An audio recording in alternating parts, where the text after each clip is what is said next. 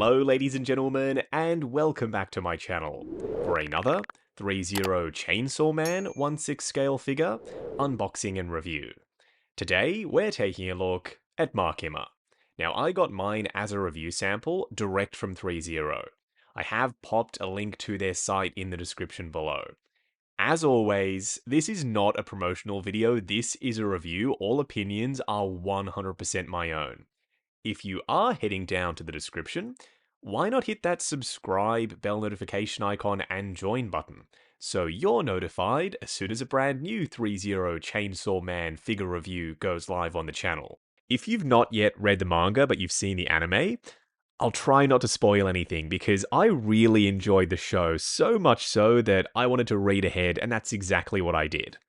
As for the box art, up front we've got an image of the figure herself, as well as multiple different colours of blood splatter in the background, which is perfect for a Chainsaw Man figure. On the side of the box, even more blood splatter, Chainsaw Man in high gloss that contrasts against the satin finish for the artwork, as well as another picture, a close-up this time, of the figure herself.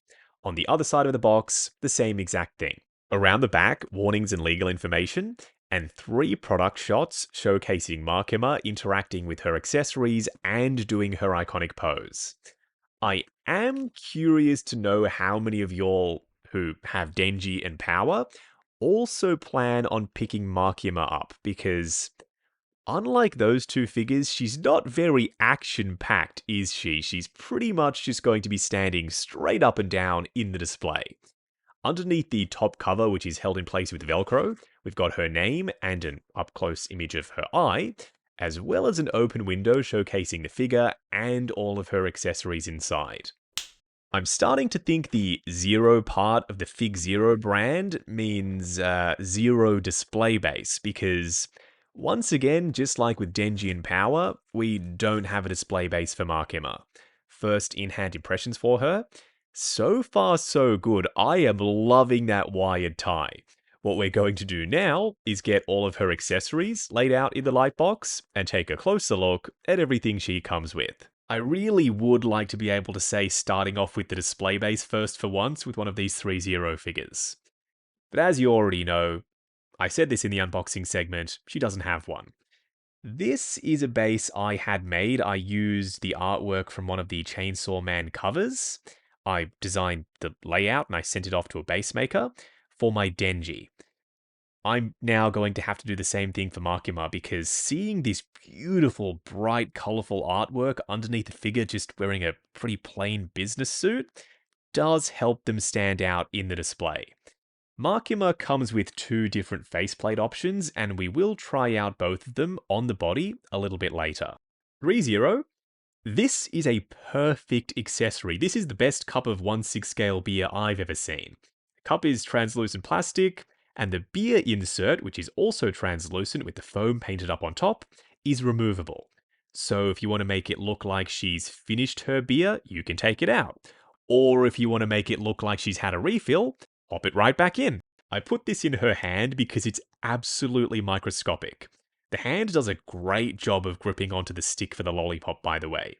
I'm not sure what flavour this would be, maybe cola or chocolate? Let me know what you think it is down in the comments below. Adding a gloss over the top makes it look like this lollipop has been, used. And lastly, a full array of hands, ranging from that lollipop holding one to a semi-open palm kind of trigger finger hand for the left, and a much more exaggerated open palm hand for the right. A splayed out finger hand for the left. This is quite an interesting gesture. And a gripping hand for the right. This is meant for the beer cup, I would imagine. There's some sculpted in fingernails and some airbrush shading. A pointing finger hand for the right side, then 2 closed fists already installed on her right out of the box. What we're going to do now is get Miss Makima herself out here. Standing straight up and down in the light box, no crazy poses or accessories or anything like that. This is what Threezero does best. Straight to the point, no bullshit, solid releases. They started this line off with a bang thanks to Denji and Power. Now they're continuing it with Makima and Aki. They're keeping me locked in and engaged and collecting. That's the right strategy for a line like this, and I sincerely hope it pays off for them. Going for smaller side characters first, never the right call. Maybe in the future, to keep us interested, they can give us variants of Denji and Power. For now, I'm just curious to see what they're working on next. Back to the figure though, she turned out great, from the proportions to the well-tailored suit. Up close and personal, kicking things off with her first faceplate. We will try out the much more jovial, smirking one in a minute, because I reckon I'm going to be going with it long-term in the display. Still, there is something to be said for this one. The serious, stern expression does fit the whole Control Devil vibe.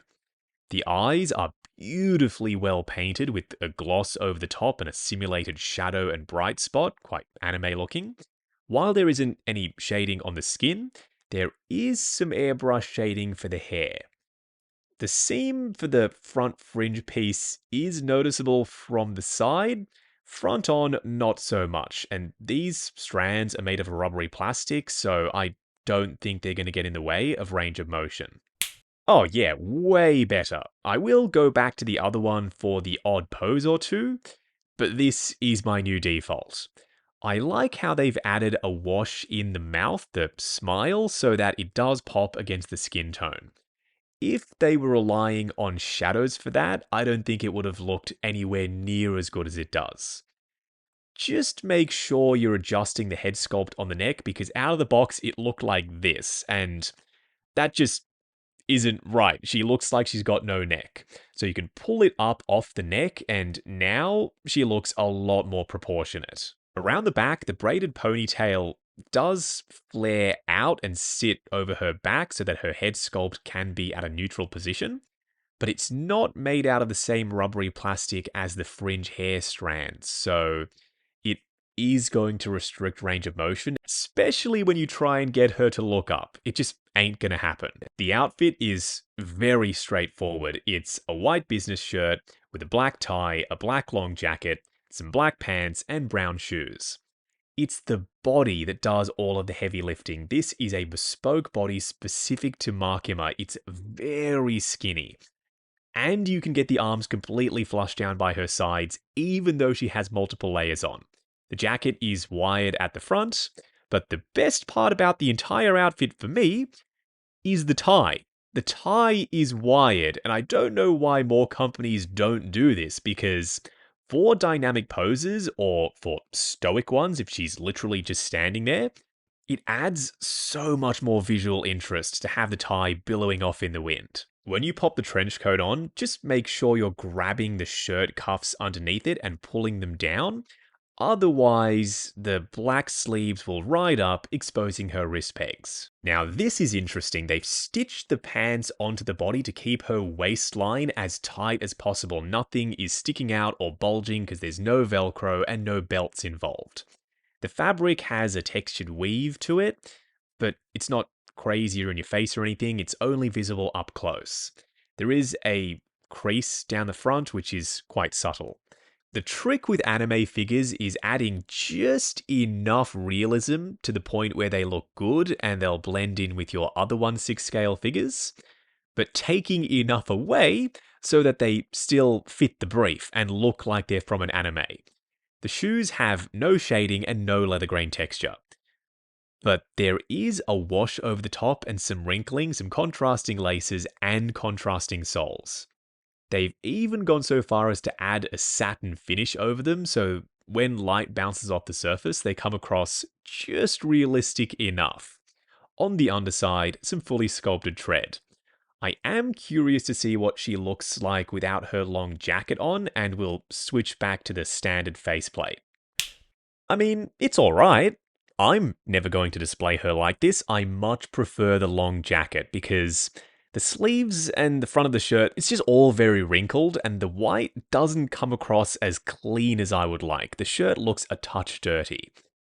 Don't forget to manage the collar. If you let it ride up, then her neck is going to look very tiny and it'll throw off the proportions. For a quick side-by-side comparison, don't these two just look great standing together? Building out the Chainsaw Man shelf is making me very happy.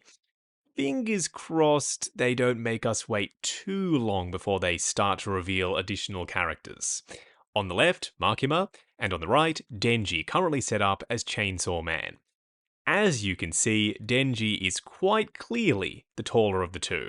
Please excuse the crazy pose on power. You know when you get a figure in a pose that looks great in that specific spot in the display that you have them in? That's where I'm at with her, so I didn't want to ruin it. She is taller than Makima when she's standing straight up and down, and it's not just because of the chonky shoes and the horns, her body is larger as well. Going over articulation, starting off with her head sculpt. It is on a rubbery neck and a double ball peg, but the back ponytail and the fringe pieces may get in our way. Looking forward to there, looking up to there, swivel and pivot side to side. Her arms go up to there, going forward and back. There's a butterfly joint at the shoulder that hinges up and down. Swivel at the bicep, double bend at the elbow going past 90. Then for the wrist peg, it's a hinge and swivel. Her torso crunches forward and arcs back, swivel, and a little bit of pivot side to side. Her legs go forward to there, relatively unhindered, going out to there, swivel at the upper thigh, double bend at the knee, going past 90, and then a hinge and swivel for the ankles. Good for forward and back, as well as ankle tilt, because it is plugged in at an angle. Swivel, not so much. You can move the entire leg left and right because of that thigh swivel. Wrapping up on Threezero's Makima, based off her appearance in Chainsaw Man. One of my favourite characters from the first season of the show. The way she toyed with Denji and controlled him, it was very cruel, yet also watchable at the same time. If you haven't seen the show and you've sat through this entire review, first of all, thank you, but go ahead and check it out. I reckon you're going to really like it if you dig anime. In figure format, I'm glad Threezero decided to make her. They delivered at the same quality level as their first two releases in the line, Denji and Power, which means they killed it. She is bare bones, she barely has any accessories, but that's not what Makima is about. She has plenty of presence just standing there, if you know what she's capable of in the show. One of the highlights for me, a silly little thing I know, it's the wired tie. One of the best things that Threezero have started doing with their business suit figures, and hopefully if we see more characters wearing suits from them in the future, especially public safety officers like Arky and who knows who else we're going to get, wired ties are a must. So at the end of this, love the figure, dig the show, adore the line so far. Now, I got mine direct from Threezero as a review sample, but as always, all opinions have been 100% my own. I've not been asked to only say good things. I have popped a link to Threezero's site in the description below. While you're down there, why not hit that subscribe, bell notification icon, and join button? If you like the sound of seeing your name in the end credits of my reviews. Like, comment, and subscribe. We'll catch you in the next video.